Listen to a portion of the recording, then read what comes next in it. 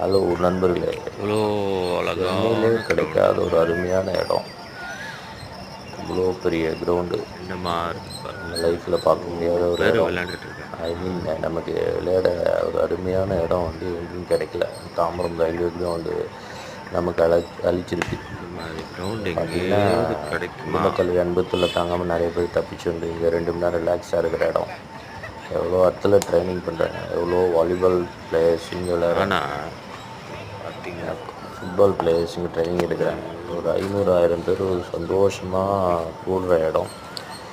Youngsters, aged people எல்லாம் பார்த்திங்கன்னா ரொம்ப வாக்கிங், எக்ஸசைஸ், ஃபிட்னஸ் இந்த மாதிரி இருக்கிற ஒரு இயற்கையோட ஒரு அருமையான கிரவுண்டு நமக்கு கிடைச்சிருக்கு. இங்கே பாருங்கள், எவ்வளோ பாட்டிலு, எவ்வளோ பிளாஸ்டிக் பொடி, மக்காத குப்பை, சிகரெட்டு,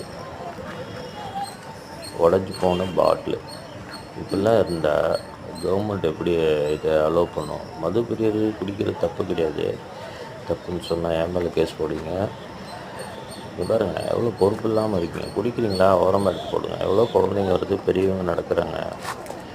நாளைக்கு இந்த கவர்மெண்ட்டு இந்த இடம் வேணாம் விளையாடாதீங்கன்னு அனுப்பிச்சிட்டு இந்த மாதிரி பொறுப்பு இல்லாமல் இருந்தால் அவங்களுக்கு பாதிக்கும். குடிக்கிறவங்க ரொம்ப கவனமாக இருங்க. போடுற இடத்த ஓரமாக எடுத்து போடுங்க. குடிக்கிறது குடிக்கிறீங்க, அதை எடுத்து ஒரு ஓரமாக எடுத்து போட்டிங்கன்னா யார் காலையும் குத்தாமல் இருக்கும். சின்னவங்க